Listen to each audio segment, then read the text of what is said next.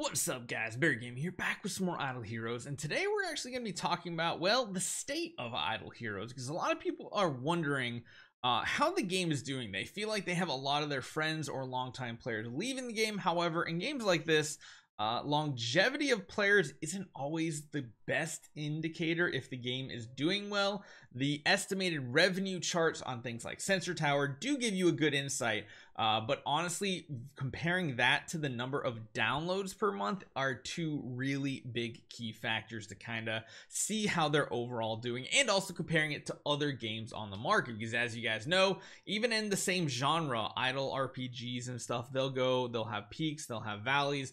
Other games might get people looking for other games to look for, and today we're going to take a look at kind of, I guess what we'll say, the state of Idle Heroes thanks to Sensor Tower. We're going to try to use Sensor Tower and find out as much information as possible between both the App Store and the iOS Store. Remember, there's also the Tap Store, which we don't have access to. That's the one over in China, so we won't have data on that.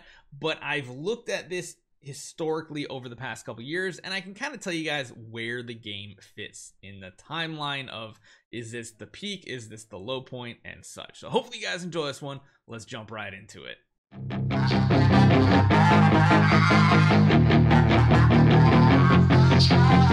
So right here we have the site Sensor Tower. Now most of the stuff that you're going to see only kind of works on PC. If you try to look at it on the phone, I'm pretty sure it doesn't give you as much information, but this is where you can track apps in general, both in the iOS and the Android stores.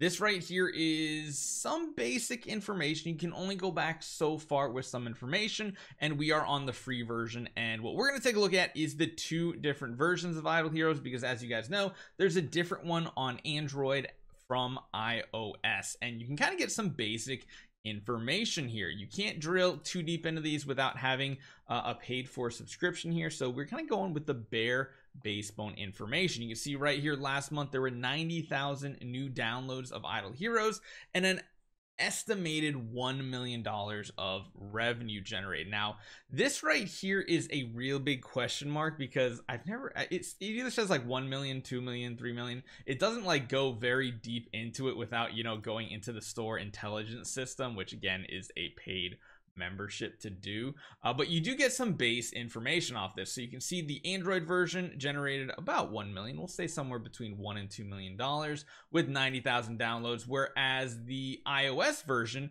only had 40,000 downloads, but probably had a very similar revenue model. Now one thing I will say is the download rate has been staying about consistent. Over the past year or so, I kind of check this once a month. You can kind of notice around 150 to 200,000 new downloads across both platforms at any month that we've looked at it. Sometimes there's occasionally a peak, like if they're pushing their advertising a little bit more. Other times, this is pretty much what you get to see when they're not pushing advertising. The other thing is, revenue has been pretty steady as well. It has dropped a little bit, but not by much. Typically across both Idle Heroes versions, I've noticed over the past year they made somewhere between 2 and 4 million, and again that really depends on what type of events are going on over the course of this month. On average, months that there aren't anything super big to talk about, it's about 1 million. Last month when it did go back to to Chinese New Year, it did have a little bit of a spike. Granted, the ranking didn't change much because everybody kind of has a spike and everything, but you can see right here the total rank both of these are number 270 and number 180. That might not sound amazing, but for a game that's been around for this long and is such a niche game, that ranking is actually quite good.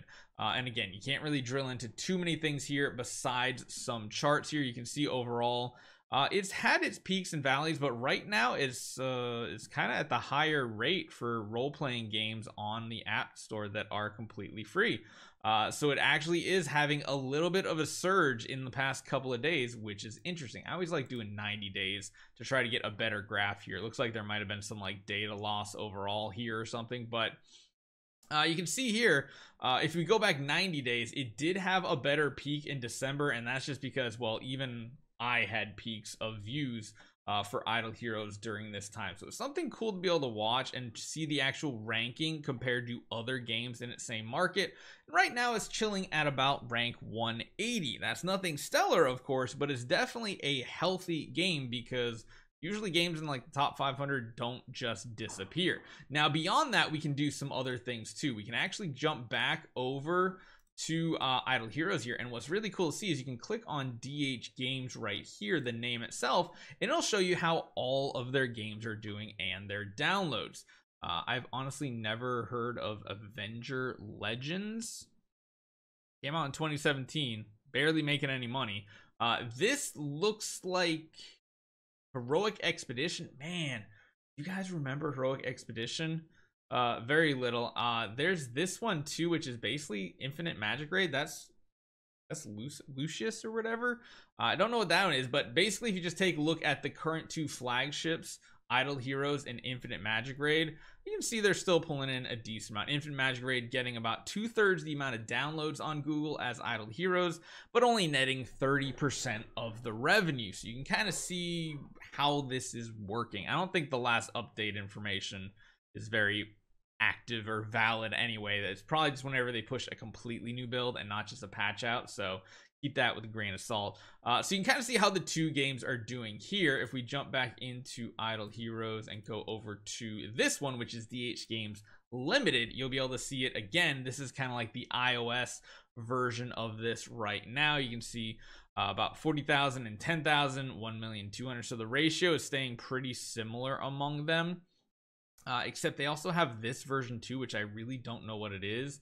You see Heroic Expedition, and then some of their other ones, most of these gray ones are games that have died off from the looks of it, or older games. Man, Ode to Heroes. It's sad to see. Ode to Heroes was a really good game. I really enjoyed it. It had different niche, and it didn't really grow. But one thing, the cool thing you can see right here, it says DH Games total revenue was about 4 million in total, including 2 million for iOS and 2 million for all of their Android apps. Total mobile app downloads was around 500,000, including 200,000 iOS and 300,000. This is where it gets a little confusing because this is like the publisher summary for what happened, but like when you look at the numbers here across both of these entities, doesn't really feel like it matches up. I don't know if there's just data that we're not getting, because this is like 150,000 right here, which this says it was more like 300,000. And then when you jump on over to the iOS one, it says we had about 200,000, but it's like literally less than 100,000. So I don't know exactly how they get this information. And again, you have to take all this information with a grain of salt. I guess they do have a ton of different apps that might not even be listed in this. But again, Idle Heroes is still the flagship, even though they have a couple other games out there. In reality, I think they should make Idle Heroes 2. Much like AFK Journey is kind of like a sequel, so to speak, side game to AFK Arena, I think they should really come out with a brand new Idle Heroes game that's fresh, starting from the beginning again and going once more. So I guess this does help though get a little better viewpoint, because this says 1 million, but like between everything else it's barely 300,000. So in reality, if you take a look at this, the iOS is making probably somewhere in the ballpark of 1.7 to 2 million, like in that ballpark of income, because it says 2 million up here.